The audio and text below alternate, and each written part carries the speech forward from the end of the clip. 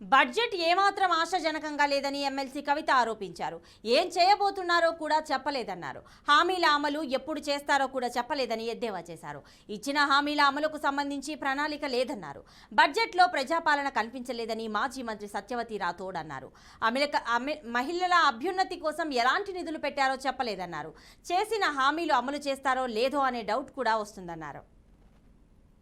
ఎన్నికైన తర్వాత మొదటిసారి పెట్టినటువంటి బడ్జెట్ని వినడం జరిగింది. ఇప్పటి వరకు జనరల్గా ఓట్ ఆన్ అకౌంట్ బడ్జెట్లో పూర్తి స్థాయి కేటాయింపులు ఉండకపోయినప్పటికీ కొత్త ప్రభుత్వం కాబట్టి సంపూర్ణంగా వారి యొక్క విధి విధానాలను రేపు ఫ్యూచర్లో రాష్ట్రంలో ఈ వచ్చే 5 సంవత్సరాల కోసం మరి ఎటువంటి కార్యాచరణ చేపడతారు, ఈ ప్రభుత్వం యొక్క ఓవరాల్ దృక్పథం ఏంటి అని తెలిసేటటువంటి బడ్జెట్ కాబట్టి మేము చాలా ఆశించినాం.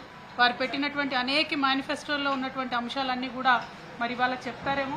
కేటాయింపు ఇంపార్టెంట్ కాదు, కానీ వారి యొక్క అవుట్లుక్ ఎట్లా ఉంది, వారి యొక్క దృక్పథం ఎట్లుంది అనేటటువంటిది తెలుస్తుందని మేము అనుకున్నాం. తప్పితే ప్రగతి యొక్క గేర్లు మార్చేటటువంటి విధానాన్ని వాళ్ళు ఎన్నుకోలేదు.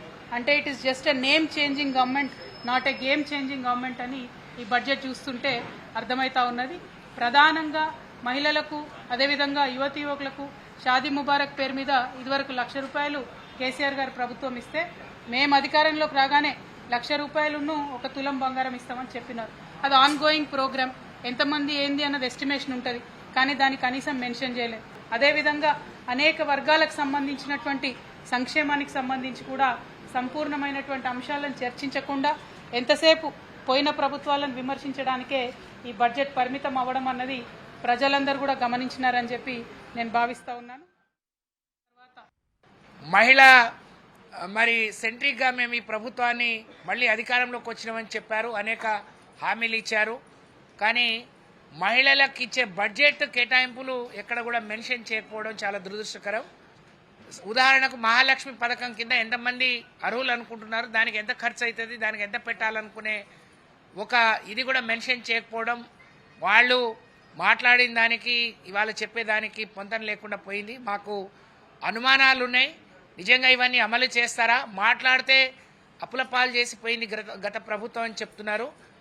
ఏ రాష్ట్ర ప్రభుత్వం ప్రతి సంవత్సరం ఎంత బడ్జెట్ పెడుతుంది, ఎంత ఖర్చు అయింది, ఎంత మిగులు ఉంది, ఎంత లోటు ఉందనేది ప్రతి సంవత్సరం కాగ్ నివేదిక ఇస్తుంది. 10 ఏళ్లుగా అది చూసుకుంటూ ఈ సభలో సభ్యులుగా ఉన్న వాళ్ళు కూడా ఈరోజు ఇలా మాట్లాడటం చాలా దురదృష్టకరం.